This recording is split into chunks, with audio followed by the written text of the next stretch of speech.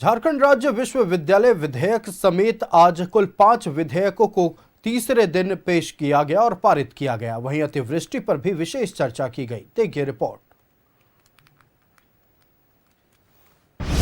झारखंड विधानसभा से 5 विधेयक पारित। झारखंड राज्य विश्वविद्यालय विधेयक पास। सदन में एसआईआर के खिलाफ प्रस्ताव पारित। अतिवृष्टि पर सदन में विशेष चर्चा। झारखंड विधानसभा से 5 विधेयक पारित हो गया। विपक्ष के विरोध के बावजूद झारखंड राज्य विश्वविद्यालय विधेयक को पारित कर दिया गया। बीजेपी ने कहा कि ये राज्यपाल के अधिकारों का हनन करने की कोशिश है।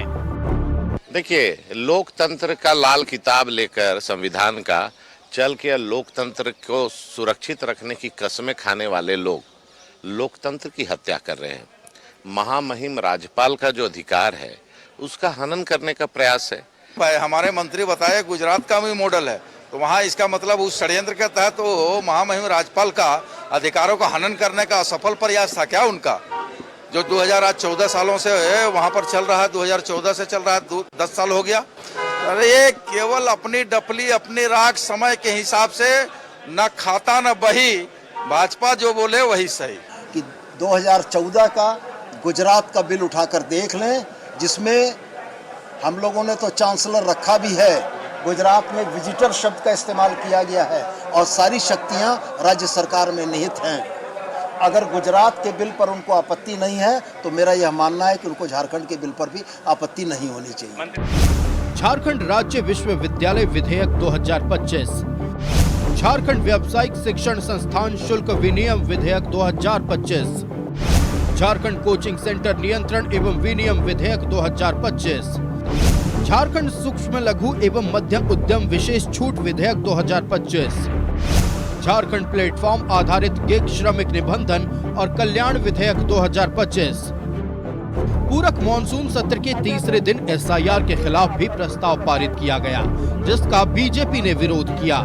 कि इनको जब लगता है कि कहां वोटर बढ़ाना है, कहां वोटर घटाना है, और ये एक आकलन करके और उसके बाद इस तरह की साजिशें रचते हैं।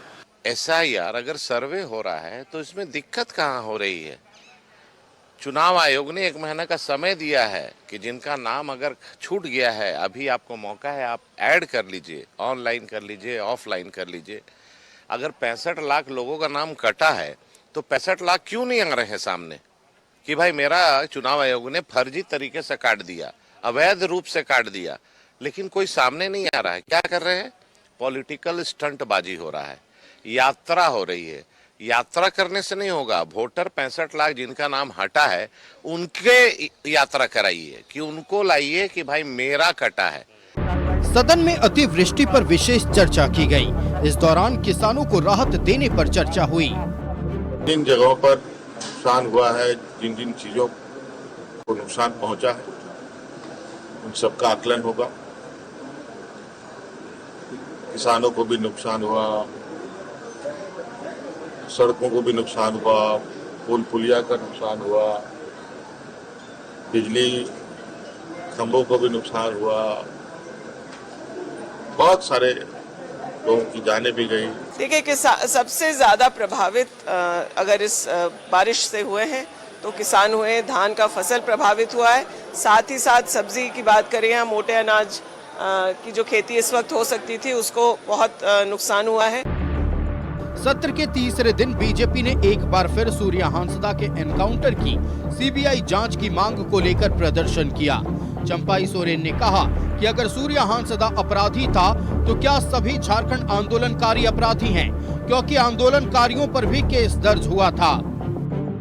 सूर्या हांसदा भी 14 में बरी हो चुका है, 5 में चल रहा है बेचारे दिनाई का। उसको कैसे मनेगा? आप अपराधी है तब तो उसको अगर अपराधी मान रहा है, जितना झारखंड आंदोलन में सबके ऊपर था तो सभी अपराधी है क्या? केस तो सबके ऊपर में हुआ था, हम सबों को भी हुआ था। नगड़ी की जमीन पर नहीं बोलते हैं, सूर्या हांसदा की सीबीआई की जांच हो वो नहीं बोलते हैं। वो तरह तरह इधर से उधर डाइल्यूट करने के, उसी बात को मैंने कहा था कि भाई ये डाइल्यूट करने के लिए ये सारे लोग शेष मुद्दे को एसआईआर हो या बाकी वो लोग मुद्दा को ले आ रहे हैं यहाँ पर। पूरक मॉनसून सत्र के तीसरे दिन हंगामे के बीच 5 विधेयक सरकार ने पास करा लिया। साथ ही एसआईआर के खिलाफ भी प्रस्ताव पारित कराया, जिसके बाद सदन की कार्यवाही गुरुवार सुबह 11 बजे तक के लिए स्थगित हो गई। न्यूज़ 11 भारत के लिए रांची से विपिन राकेश और रुचि की रिपोर्ट।